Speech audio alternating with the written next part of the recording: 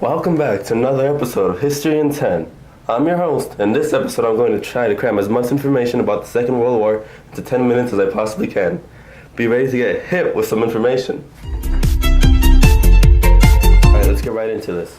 So basically, after the end of World War I and the signing of the Treaty of Versailles, as well as the global depression that followed, Hitler was able to rise to power. And Hitler was very upset with the circumstances in Germany, so he started invading other places. The rest of Europe is not okay with this, but they feared another war. So through the practice of appeasement, they gave Hitler land in exchange for his promise not to invade anywhere else. Around the same time, Hitler signed a treaty with the USSR, which formed an alliance between the two. At this point, the rest of Europe is very scared of Hitler because he's very powerful, and they start defending against him, which causes World War II. Yo, what the heck? My dudes, I'm trying to film here. Get out of here. I'll take it from here. Hitler began his rise to conquer Europe with the invasion of Poland on September 1st, 1939. Followed by that, he invaded Denmark, Norway, Belgium, Luxembourg, Netherlands, and France in April and May of 1940. He successfully conquered these regions with the military tactic known as Blitzkrieg. Blitzkrieg, which is lightning war, is based on speed and surprise to overwhelm the enemy. It was to create disorganization among the enemies through the use of mechanized weapons and technology. Tanks were sent out first to attack, followed by planes and infantry, while using FM radios to communicate with each other. Blitzkrieg allowed Hitler to conquer most of Western Europe in just a span of 2 months. In June, France surrendered to Germany. Hitler and the Germans now controlled the majority of Western Europe and had its eyes set on Great Britain. Following the fall of France, Hitler would launch an attack on Britain using the German air forces against the British air forces. It was Germany's Luftwaffe versus Britain's Royal Air Force. The Germans would begin bombing major British cities, including London. However, Britain was superior in the air and successfully defended themselves against Germany. As a result, Hitler abandoned his plans to conquer Britain and prepared for Operation Barbarossa. After the Battle of Britain, Hitler wondered, where can I go next? So on June 22nd, 1941, Hitler launched Operation Barbarossa, which started the battles in the Eastern Front. Hitler invaded the Soviet Union with 1 million infantrymen, 2,000 tanks, and 4,000 planes. Now that's an industrial might. In 1941, the Germans attacked 3 major cities in Russia: Moscow, Stalingrad, and Leningrad. In February 1942, Hitler surrounded Leningrad, but was unable to conquer it. During the siege, many of the Soviets in Leningrad died from starvation and illness. In the fall of 1942, Hitler was forced to retreat and help with the attack on Stalingrad. Let's see what happened with my dude Hitler in Stalingrad. As Hitler came across the Volga River, he met a lot of Soviet resistance as he tried to conquer Stalingrad. The Germans pressured Stalingrad, but Soviet resistance was able to withstand the German assault. In January of 1943, the Soviets were able to build up a strong enough army to launch a counterattack to break German lines, encircling them. And remember how Europeans hate General Winter?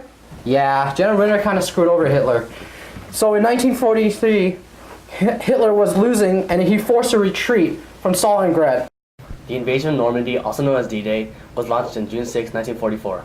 American, Canadian, and British soldiers landed on the beaches of Normandy. The Allies tricked the Germans into believing that they would invade Pas de Calais with the use of fake soldiers, tanks, and weapons. Ultimately, the Allies were victorious. This battle was a major turning point of World War II since the Allies successfully liberated Western Europe from Germany's control. On the Eastern Front, the Germans were launching small attacks that destroyed their army in the process. They were only able to try to stall the Soviets for 20 months, until the Soviets were just outside Berlin. The three-war front, the Nazi had to fight overwhelmed Hitler as he forced to split his troops to fight on the 3 fronts of the war. On December 16, 1944, Hitler and the Nazis launched the last major attack of World War II in the Battle of Bulge. Although seeing some signs of success, the Germans were overwhelmed by the US and the Allies. The Allies were victorious and ultimately sealed Hitler and the Nazis' fate. This was one of the deadliest battles that the US fought. This was a near end for Germany. The Soviets are advancing at a rapid pace as the Germans were fighting just outside Berlin in the spring of 1945.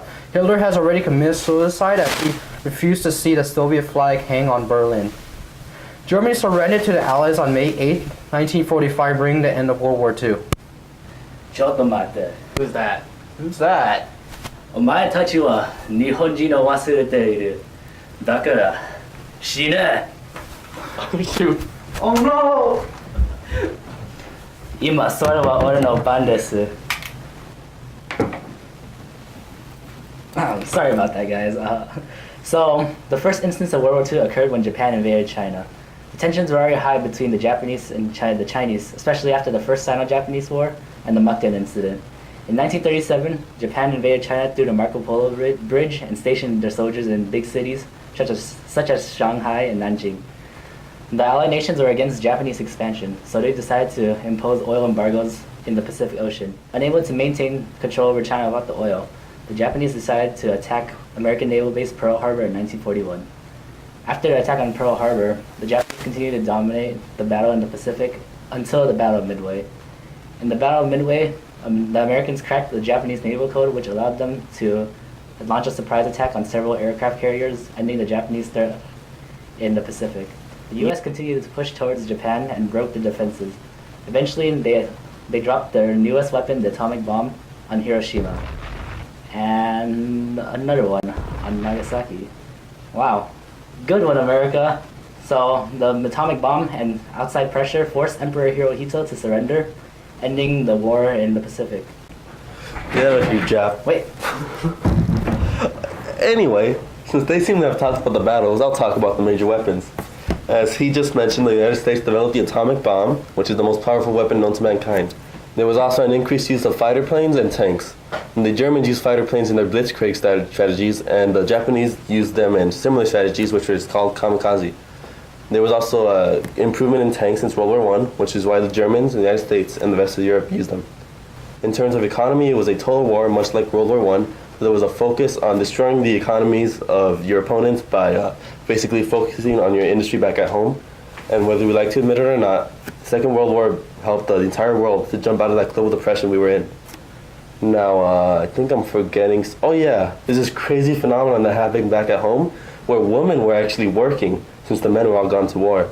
And basically what happened is that it helped the women's rights movement gain momentum, and eventually women were able to gain equality. My turn, boy. Okay. Hitler had many nasty plans against the Jewish people. Hitler used the idea of anti-Semitism, that the Jews were to blame for the Germans' failure in the First World War. Hitler also wrote Mein Kampf after being imprisoned, which showed his hatred towards the Jews. Hitler started in 1933 by stripping the rights of many Jews, as the Jews were more and more segregated. Ghettos were created to keep Jews in certain areas that the Germans can easily tamper with. But the deadliest action Hitler did to the Jews was in 1941, when Hitler issued the Final Solution. Hitler's Final Solution has caused many deaths and creation of many labor concentration camps to exterminate large numbers of Jews.